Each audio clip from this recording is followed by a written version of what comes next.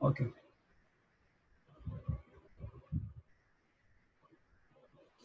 So now we'll study about the osmotic pressure in detail.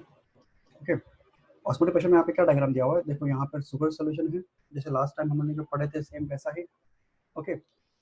Then we are having inside the container a sugar solution and outside the container we are having normal water. Okay. अब यहाँ पर क्या है, they have put up a piston over here. Piston क्या है, piston is a small plastic kind of a part. Okay. ये plastic जो है पानी के ऊपर फ्लोट होता है, तो जब ये शुगर सोल्यूशन ऊपर जाएगा तो पिस्टन भी ऊपर जाएगा, अगर शुगर सोल्यूशन नीचे आएगा तो पिस्टन भी नीचे आएगा. ये पिस्टन के ऊपर देखो यहाँ पे वेट लगा हुआ है, ये वेट बेसिकली पिस्टन को ऐसा मतलब बना के रखेगा, यहाँ पे एक प्रेशर क्रिएट करके रखेगा. Okay. Otherwise this piston will normally fluctuate because of water only. So we want the piston not to fluctuate, but we want it to be at a specific position. For that we have used weight over here. Okay. So osmotic pressure is the minimum pressure that must be exerted to prevent the passage of the pure solvent into the solution when two are separated by a semi-permeable membrane. So this is the definition given. We are having this sugar solution is kept inside this cellophane paper, and that is what that is semi-permeable membrane. Or we can also say that osmotic pressure of a solution is the measure of its tendency to take in water by osmosis. Okay. तो अगर मैं ये बोलूँगा, यहाँ पे देखो क्या है, ये जो है अभी यहाँ पर water will flow inside outside जो भी है, and it will maintain a particular pressure. At that particular pressure the piston will remain balanced. Weight लगा हुआ है लेकिन पिस्टन बैलेंस्ड है. ओके. तो ये जो है क्या बोलते हैं, पिस्टन और ऊपर नीचे नहीं होगा. So the total force exerted by the piston weight downwards and the pressure of the sugar solution upward is now balanced. So the osmotic pressure is equal to the weight or pressure required to nullify the osmosis. Okay. तो ये क्या हो गया, ये जो जिस position पे आके वो स्टॉप होगा, that will be the osmotic pressure of the particular solution. That will be equal to कितना वेट बैलेंस कर सकता है वो. ठीक है.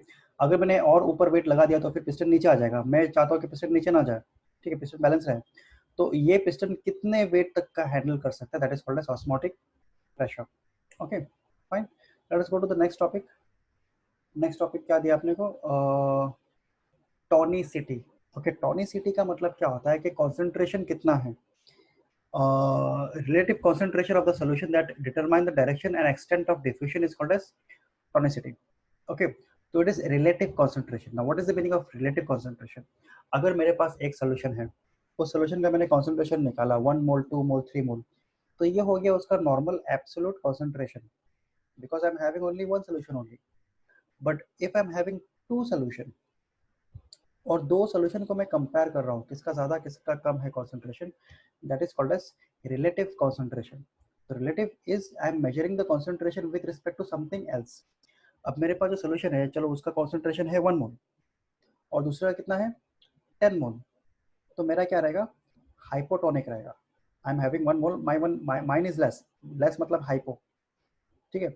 But if that same solution if I am having 1 मोल और दूसरे के पास कितना है, दूसरे के पास है 0.1 मोल, तो मेरा सेम वही 1 मोल क्या हो जाएगा, हाइपरटोनिक हो जाएगा. हाइपर मतलब ज्यादा, तो मेरा वाला ज्यादा है.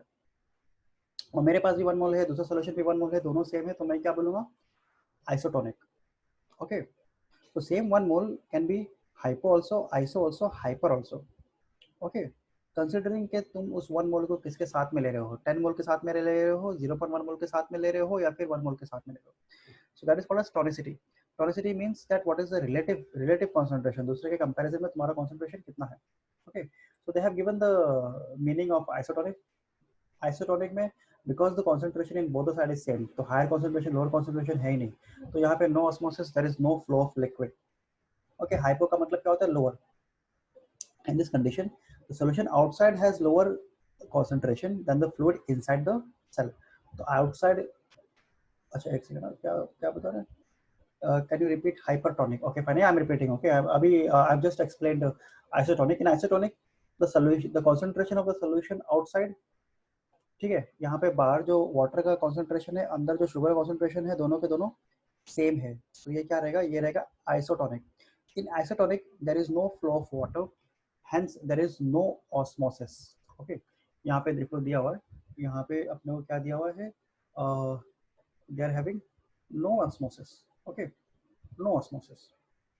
हाइपोटोनिक, हाइपो, तो हाइपो में क्या रहेगा, हाइपो में बाहर I am having lower, hypo में बाहर लोअर अंदर हायर, हाँ, और हाइपर में बाहर हायर अंदर lower, okay.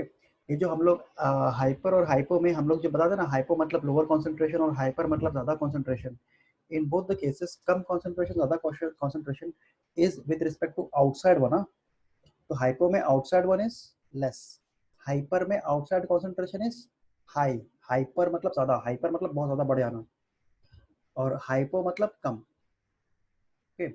So in hypotonic, in this condition the solution outside has lower concentration and the solution inside has the higher concentration, and the water molecule flows from outside to inside, ठीक है। तो क्या lower to higher, it will start moving from outside to inside, तो यहाँ पे water molecule will start moving inside, it will pass through the cellophane और अंदर sugar solution के अंदर चले जाएगा, कभी कौन से केस में, हाइपोटोनिक, हाइपो, ओके। फिर क्या होता है hypertonic, in hypertonic in this concentration I will से बाहर कॉन्सेंट्रेशन ज़्यादा है, अंदर कॉन्सेंट्रेशन कम है, तो water will start flowing from inside to outside, तो यहाँ पे पानी उल्टा फ्लो होगा, ये शुगर सोल्यूशन से फ्लो होकर बाहर की तरफ आ जाएगा, ओके। तो क्योंकि यहाँ पे पानी बाहर की तरफ फ्लो हो रहा है, इसको मैं क्या बोलूँगा, exosmosis, exosmosis, okay, exo means outside ना, ठीक है। तो water is flowing outside, hence exosmosis, and in hypotonic I will say endosmosis, endo मतलब इनसाइड, अंदर वाला, ठीक है। तो क्योंकि हाइपो में water is flowing from outside to inside, it is called as endosmosis, and ये वाले में हाइपर में water is flowing from inside to outside, it is called as exosmosis, okay, fine, ठीक है। कुछ भी डाउट रहेगा तो मेरे को चैट में भेज दो, चलेगा, ओके। तो मैं एक्सप्लेन करते जा रहा हूँ, कुछ भी डाउट रहेगा मुझे बता देना। To understand the three conditions, we have to study red blood cell. ये क्या लिखा है? A place cell have been placed in three different kinds. Solution as shown. To understand the above three conditions, you may suppose that one red blood cell and two a plasma cell has been placed in three different kind of solution. Okay. ठीक है, तो हमने red blood cell को तीन अलग अलग case में रखा है। Cell shape and size remain unchange, ठीक है। तो अपना जो सेल है वो सेल शेप और साइज अनचेंज है, मतलब ना सेल के अंदर से पानी बाहर गया है, ना सेल के बाहर से पानी अंदर आया, ओके। तो it is iso, it is similar, तो मैं क्या बोलूँगा, it is solution is isotonic. अगर मैंने सेल को रखा और सेल को रखने के बाद there is no change of shape and size, then it is called as isotonic. If cell shrinks in size, ठीक है, श्रिंक हो गया मतलब क्या, मतलब सारा पानी अंदर से चला गया बाहर, ठीक है। सेल छोटा हो गया मतलब पानी चला गया अंदर से बाहर, अंदर से बाहर मतलब क्या, एक्सोस्मोसिस, यहाँ पे लिखा है ना, अंदर से बाहर मतलब एक्सोस्मोसिस, एक्सोस्मोसिस का मतलब क्या होता है, हाइपरटोनिक, ठीक है। So if cell shrinks in size and loses shape then it is hypertonic solution, समझ में। और फिर क्या आता है, अगर अपना सेल बड़ा हो गया, सेल स्लाइटली एनलार्जेस, मतलब सारा पानी बाहर से अंदर आ गया ना, सारा पानी सेल के बाहर के से सेल के अंदर आ गया, तो सेल बड़ा हो गया, okay. So hence we will say if it is flowing endosmosis, cell का पानी बाहर से अंदर आएगा, it is called as hypotonic, okay, understood, fine। तो ये हम लोग अलग अलग रिजल्ट कंक्लूड कर सकते हैं बाय स्टडिंग के पानी कैसा फ्लो हो रहा है, तो हम लोग बता सकते हैं कि अपना सोल्यूशन क्या है, आइसोटोनिक है, हाइपरटोनिक है, हाइपोटोनिक है, ठीक है। Next, rigidity of the cell wall. अगर पानी बराबर से उसका क्वांटिटी मेंटेन्ड है then cell wall will remain rigid, लेकिन अगर सारा पानी अगर निकल गया then cell wall will become flaccid, flaccid मतलब नरम, रिजिड मतलब सख्त, ओके। पानी का क्वांटिटी ज़्यादा रहेगा तो रिजिड रहेगा, पानी का क्वांटिटी कम रहेगा तो प्लासिड रहेगा, प्लासिड मतलब नरम, remember that, okay. In the case of plant cells, another striking feature determines the behavior of the cell when subjected to varying external fluid environment. This feature is the rigidity of the cell wall, which resists bulging and protects the delicate cellular parts inside. तो ठीक है, तो bulging को मतलब ये hard रहेगा, it will not allow the change of shape, bulge होने नहीं देगा वो। The phenomena related to this behavior are turgidity, plasmolysis and placidity. Turgidity मतलब क्वांटिटी ऑफ वाटर, प्लासिडिटी मतलब जो नरम होता है, और प्लाज्मोलाइसिस मतलब क्या, too many osmosis happening together, ठीक है, और movement of water in different direction, that is called as plasmolysis. तो अभी फिलहाल क्या है कि ये सब पूरा जो है वो उसका एक्सप्लेनेशन सिलेबस में नहीं है, सिर्फ ये याद रखो, rigidity of the cell wall will depend upon three things. It will depend upon turgidity, it will depend upon plasmolysis, and it will depend upon placidity. Okay, we will study this later described in 4.4.5, तो तभी हम लोग study करेंगे ये सब क्या है, अभी सिर्फ ये नाम याद रखो, ठीक है। फिर क्या आता है active transport. Okay, what is the meaning of active transport? Active transport is the passage of the substance from lower to higher concentration through a living membrane using energy from the cell. In active transport, energy is spent by the living organism, ठीक है। अभी inactive transport का मतलब क्या रहेगा? Inactive transport देखो, अगर तुम एक छोटा सा अगर एक कैपिलरी ले रहे हो, कैपिलरी का मतलब क्या होता है, एकदम पतला सा एक पाइप, उसको हम लोग क्या बोलते हैं, उसको हम लोग बोलते हैं कैपिलरी। अगर तुम कैपिलरी को पानी में डालोगे ना, तो ऑब्जर्व करना ऑटोमेटिकली पानी ऊपर चढ़ने लग जाएगा, ठीक है। It's an automatic process. Automatic process also called as passive process. Okay, यहाँ पे जो पाइप है वो नॉन लिविंग थिंग है, ये कोई भी एनर्जी स्पेंड नहीं कर सकता, ठीक है। कुछ अगर लिविंग थिंग होता तो एनर्जी स्पेंड करता, तो यहाँ पे कोई एनर्जी स्पेंड नहीं हो रहा और वाटर ऑटोमेटिकली ऊपर चढ़ रहा है, तो उसको हम लोग क्या बोलते हैं, पैसिव ट्रांसपोर्ट। लेकिन प्लांट्स में क्या होता है, energy spend, the plant spends certain amount of energy to do transpiration and also to produce cell sap ताकि अपना concentration maintain रहे। तो cell sap बनाने के लिए और ट्रांसपिरेशन करने के लिए एनर्जी स्पेंड हो जाता है, ठीक है। This is the reason why it is called as active transport, ठीक है। Active transport is in opposite direction of diffusion, ठीक है। डिफ्यूजन मतलब क्या है, ऑटोमेटिकली जो फ्लो हो रहा है उसको मैं क्या बोलूँगा, डिफ्यूजन। तो ये ऑटोमेटिक नहीं है, इसकी वजह से क्या है कि अपने को अपोजिट डायरेक्शन में अपने को एनर्जी स्पेंड करना पड़ेगा, ठीक है। पानी ऑटोमेटिकली नीचे आ जाता है ना, वो डिफ्यूजन हो गया। अब मुझे नीचे के बदले उसको ऊपर लेके जाने का है, तो मुझे एनर्जी स्पेंड करना पड़ेगा। हम लोग एनर्जी कैसे स्पेंड करते हैं, वी यूज मोटर मशीन वगैरह, and then we use it to make this thing water to go upwards. Okay, so let us go to the next page. Okay, next page में क्या दिया हुआ है,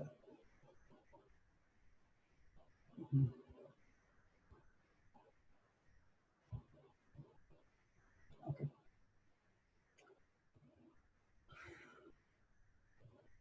fine, so this is the next topic. अब ये देखो यहाँ पे एनिमल सेल और प्लांट सेल के बता रहे हैं। अगर देखो आरबीसी मैंने लिया, रेड ब्लड कॉर्पस का, रेड ब्लड अपना जो सेल है, अगर सारा का सारा सेल का पानी बाहर चला गया तो ये सेल सिकुड़ जाएगा, ठीक है। मतलब एक्समोसिस हैज अकर्ड। एक्समोसिस किस में होता है, एक्समोसिस होता है हाइपरटोनिक। तो सोल्यूशन क्या है, ये वाला सोल्यूशन हाइपरटोनिक है। और अगर ऐसा सूज गया, देखो यहाँ पे it is swell, water entering the cell exceeds the water living it, so यहाँ पे endosmosis has occurred, water is going inside the cell, तो यहाँ पे ये पूरा सेल मतलब फूक जाएगा।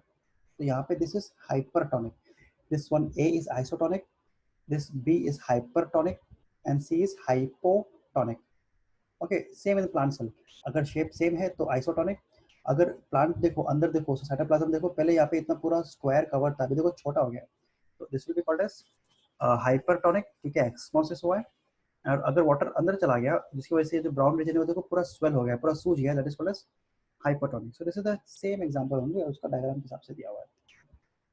Okay, now this is about active transport. Certain nutrients such as ions of nitrate, sulfates, potassium, zinc, manganese, वगैरह, they cannot pass through the cell membrane of the root cell easily. Okay, so these atoms are little bit big in size, so hence they cannot pass through the semi-permeable membrane very easily. So in that case, they have to be passed forcibly. Okay, their concentration has to be changed by a very greater extent. This is because the concentration is higher inside the root cell and it is maintained in order to develop osmotic pressure. In this way, the concentration of gradient of those ions is opposite to that of diffusion.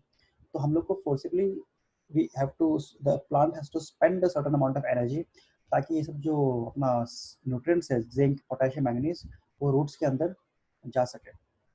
Okay, they are flowing from the region of lower concentration to the region of higher concentration and ATP is spent, ठीक है। ATP पता है ना, एडनोस में triphosphate, ATP is the energy currency of our cell, तो plant is spending energy। Okay, तो इसकी वजह से हम लोग यहाँ पे देखते हैं कि प्लांट एनर्जी कहाँ स्पेंड करता है ना। Plant doesn't run, it doesn't hunt, it doesn't jump. So why does plant need energy? Plant needs energy to contain active transportation. अगर एनर्जी डेवलप नहीं करेगा, शुगर डेवलप नहीं करेगा, एक्टिव ट्रांसपोर्ट अगर नहीं करेगा, तो उसको पोटेशियम, जिंक, मैंगनीज करके दूसरे न्यूट्रिएंट्स नहीं मिलेंगे. Then we are having passive, जो एक्टिव का उल्टा है, जो मैंने जस्ट बताया था. जैसे वो कैपिलरी के अंदर, पाइप के अंदर पानी कैसे ऑटोमेटिकली चढ़ जाता है, सेम वैसा है. Passive transport is nothing different from diffusion. Okay, passive refers to requiring no input of the energy. कुछ input करने की जरूरत नहीं, automatically पानी flow हो जाएगा. There is free movement of molecule from higher concentration to the lower concentration. So in this case, it is movement from higher concentration to lower concentration. Okay, मतलब higher level से lower level, पानी automatically higher level से lower level flow हो जाएगा. ठीक है, chemical automatically higher concentration से lower concentration flow हो जाएगा. So this is the definition of passive transport. Okay, so we have finished this page also. Let us go to the next page. Okay, कहाँ गया?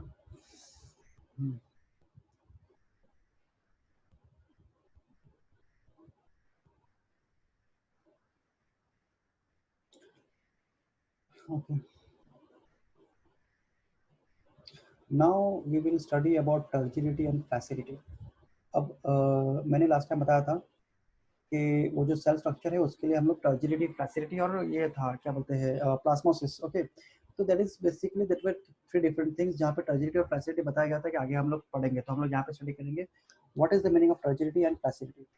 Okay, every living plant cell directly or indirectly is in contact with fluids. Okay, तो water के साथ, अलग अलग cytoplasm के साथ it is in contact. Okay, the root hair in particular are surrounded by water. और रूट हेयर जो है वो तो पानी में डूबा हुआ है.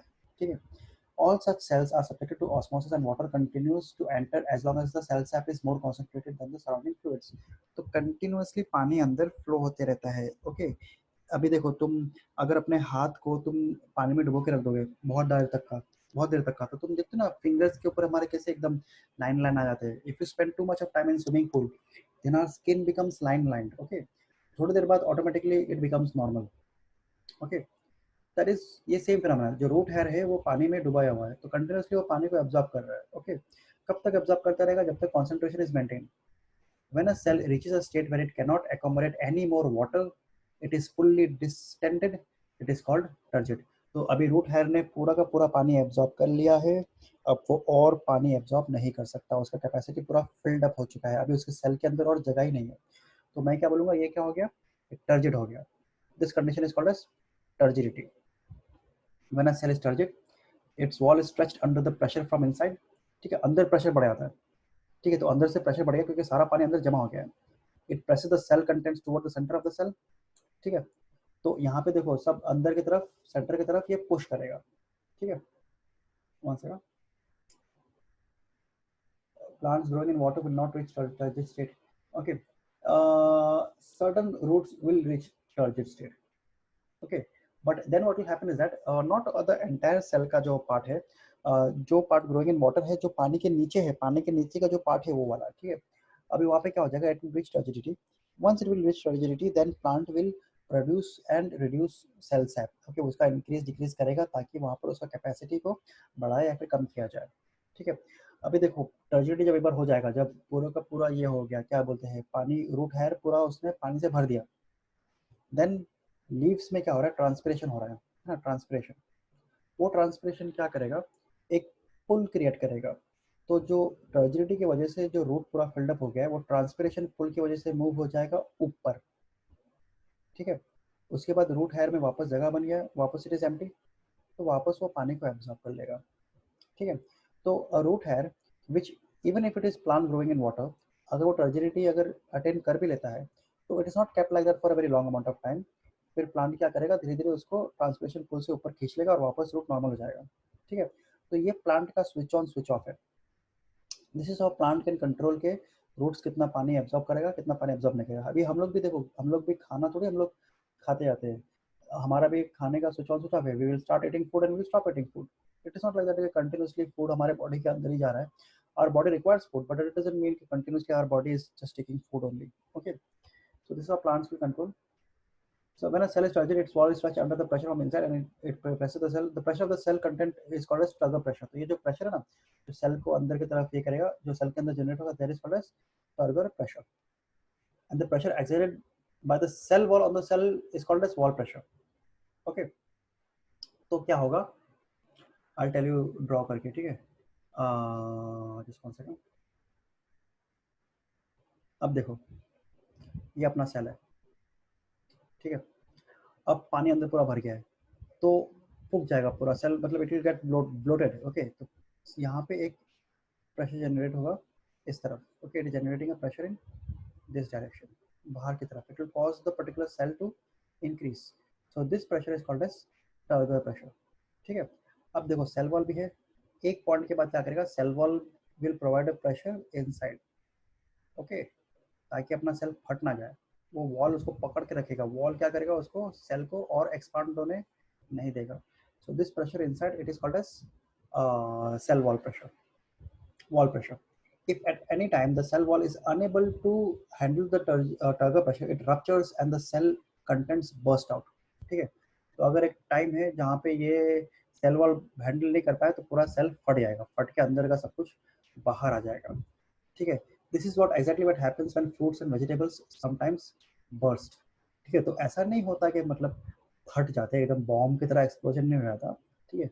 But the fruits and vegetables they get damaged. Okay, क्या होता है कि वो टमाटो का पूरा मतलब उसका सॉफ्ट हो जाता है, वो वेजिटेबल पूरा मतलब एकदम अजीब हो जाता है. ठीक है. मतलब उसका सेल बराबर मेंटेन नहीं रहता.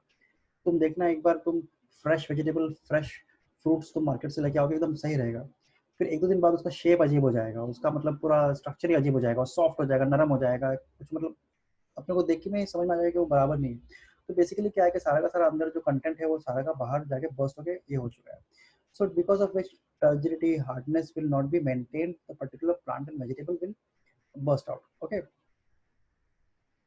और कुछ कुछ बर्स्ट भी होता है, कुछ कुछ प्लांट्स है वो, कुछ कुछ फ्रूट्स है, हाँ फ्रूट्स, वेजिटेबल्स नहीं, कुछ कुछ फ्रूट्स है वो फट के अपने सारे जो सीड्स है वो बाहर की तरफ स्प्रेड कर देते हैं. Okay. when turgid the cell is in somewhat balanced state, और जब turgid है तो बैलेंस स्टेट में है, the turgid pressure is equal to the wall pressure, दोनों का दोनों बैलेंस है, and now the cell is perfectly balanced, maintain. तो ये फ्रेश सेल है. तुम मार्केट से तुम फ्रेश वेजिटेबल लेकर आ गए, फ्रेश फ्रूट्स लेके आए, तो वो टाइम पे अपना अंदर का जो वाटर कंटेंट है वो मेन बैलेंस रहता है. ठीक है. तुमने ये भी देखा रहेगा कि कभी कभी देखो तुम, कभी जो वेजिटेबल के जो ठेले वाले होते हैं ना, फ्रूट्स के ठेले वाले, वो लोग पानी कंटिन्यूसली फ्रूट्स और वेजिटेबल्स के ऊपर छिड़कते रहते हैं. इफ यू नोटिस केयरफुली, वो क्यों करते हैं? To maintain the turgidity. Okay. When fruit and vegetables are kept, ठीक है, नॉर्मली अगर फ्रूट और वेजिटेबल किसी प्लांट पे लगा हुआ है तो रूट से पानी वहाँ पे सप्लाई हो रहा है. ओके. लेकिन जब अपन ठेले के ऊपर रखे तो there is no one to supply water to the fruits and vegetables. कोई रूट से लगा हुआ नहीं है ना, तो थोड़ा टाइम बाद उसका पानी कंटेंट खत्म हो जाएगा और वो पूरा मतलब उसका स्ट्रक्चर खराब हो जाएगा. तो इसलिए लोग पानी उसके ऊपर छिड़कते रहते हैं ताकि उसका पानी का जो कंटेंट है वो मेंटेन रहे. So this is the structure of this thing, normal अपना जो सेल है ये. ठीक है. Then will study difference between diffusion, osmosis and active. Diffusion क्या है? ट्रांसपोर्ट ऑफ गैसेस और dissolved substance in solution from a region of higher concentration to a lower concentration. Osmosis में उल्टा, lower concentration to a higher concentration. तो osmosis diffusion के opposite में काम करता है. डिफ्यूजन ऑटोमेटिकली होता है और ऑस्मोसिस ऑटोमेटिकली नहीं होता. ऑस्मोसिस में अपने को कंसंट्रेशन मेंटेन करना पड़ता है. Active transport is the passage of salt और ion from lower to higher concentration from cell through a living membrane. So this is again from lower to higher. ये भी ऑस्मोसिस जैसा, ये lower to higher, but this is only about salt and ion. और यहाँ पे energy spend हो रहा है. ऑस्मोसिस में भी एनर्जी स्पेंड नहीं होता, डिफ्यूजन में भी एनर्जी स्पेंड नहीं होता. ऑस्मोसिस में वाटर ऑटोमेटिकली फ्लो होता है, डिफ्यूजन में भी वाटर ऑटोमेटिकली फ्लो होता है. एक्टिव ट्रांसपोर्ट में सेल को सेल सैप ज़्यादा करना पड़ता है. Liquid and gases can diffuse over considerable distances. Water can only be used on osmosis. ठीक है. और एक्टिव ट्रांसपोर्ट में cell energy from ATP is needed for transpiration. यहाँ पे ट्रांसपिरेशन होगा, ट्रांसपिरेशन करके एटीपी बर्न होगा और वो ट्रांसपिरेशन पुल से पानी नीचे के रूट से ऊपर जाएगा. ठीक है. अच्छा, डायग्राम उसके ऊपर समझ में आएगा तुमको. अभी ये अगर ट्री है ना, ये अगर ट्री है, ठीक है, ये अपना ट्री है. ओके. अब यहाँ पे क्या है, रूट इधर है. ठीक है. रूट्स इसका इधर है, अलग अलग इसका रूट है, ऐसा अलग अलग करके जा रहा है. ठीक है. अब यहाँ पे एक लीफ है, लीफ में से पानी एवापोरेट हो जाएगा. ठीक है. अब there are many phloem sorry xylem, xylem मतलब अपने बॉडी में कैसे नस होता है, आर्टरीज में नस होता है, वैसे ट्रीज में जाइलम होता है। ये जाइलम कनेक्ट करता है हर एक पार्ट को रूट से। यहाँ से पानी फ्लो होता है नीचे से ऊपर, इसको हम लोग क्या बोलते हैं, xylem. Okay, X Y L E M, okay, इसको हम लोग बोलते हैं जाइलम। ओके, एक और भी होता है फ्लोएम। फ्लोएम ट्रांसपोर्ट करता है फूड पार्टिकल को, शुगर को, वो सब, और जाइलम कनेक्ट करता है वाटर को। ठीक है, तो यहाँ पे जो पानी है वो पानी एवापोरेट हो जाएगा, इसको हम लोग बोलते हैं ट्रांसपिरेशन, इसको हम लोग बोलते हैं टी फॉर ट्रांसपिरेशन। ओके, तो यहाँ पे एक एम्प्टीनेस क्रिएट हो जाएगा वाटर का, तो ये पानी को खींचेगा नीचे से, ठीक है, इस तरफ से, तो यहाँ से पानी जा रहा है ऊपर की तरफ, और हेंस रूट के अंदर एक प्रेशर जनरेट होगा and root will keep on absorbing water, ये फ्लो अपना चल रहा है। अब ये ट्रांसपिरेशन करने के लिए the plant has to spend ATP, उसको एटीपी स्पेंड करना पड़ेगा। हम लोग ट्रांसपिरेशन इन डिटेल आगे पढ़ेंगे, आने वाला है। एटीपी जब हम लोग बर्न करेंगे तब जाकर ट्रांसपिरेशन होगा, और जब ट्रांसपिरेशन होगा तो पानी ऊपर की तरफ फ्लो होगा, और तब जाके रूट्स एब्जॉर्ब करेगा न्यूट्रिएंट्स और सॉल्ट वगैरह वो सब, पोटेशियम मैग्नीशियम वगैरह वो सब। सो this is how active transportation is working. अगर ट्रांसपोर्टेशन रुक जाएगा, एटीपी स्पेंड तो नहीं होगा, लेकिन यहाँ पे पानी का ऊपर का फ्लो भी बंद हो जाएगा, and that salt and water will also stop flowing. Okay, so diffusion is rapid process, क्योंकि पानी ऊपर से नीचे डायरेक्टली फ्लो हो जाएगा। Osmosis is slow process. देखो, जो स्पीड से पानी ऊपर से नीचे गिरता है उसी सेम स्पीड से पानी नीचे से ऊपर नहीं जाता, ये स्लो प्रोसेस है, धीरे धीरे करके पानी ऊपर हाइट गेन करेगा। And act is rapid process, rapid मतलब कंटिन्यू से चलते जा रहा है, मतलब जितने देर तक का ट्रांसपिरेशन चलेगा उतने देर तक का एक्टिव ट्रांसपोर्ट भी चलेगा। Transport from high to low concentration along a gradient. ठीक है, ग्रेडियंट का मतलब क्या होता है कि मतलब इट्स अ चेंज, कि इतना चेंज, मतलब अगर 10 चेंज है तो फ्लो इतना रहेगा, 20 चेंज है तो फ्लो इतना रहेगा, तो जितना ज़्यादा चेंज है उतना, this is gradient. Okay, transport of water from a solution of low concentration to a high concentration, it is movement of molecules against the concentration gradient, तो ये भी चेंज के अगेंस्ट है। इसके लिए अपने को सेमी परमेबल मेम्ब्रेन विद और विदाउट भी चलेगा, कोई ज़रूरत नहीं है सेमी परमेबल मेम्ब्रेन के लिए।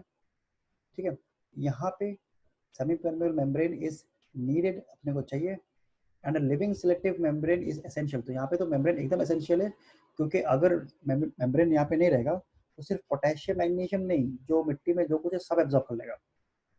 Okay, so it is very essential for active transport, a living membrane, living.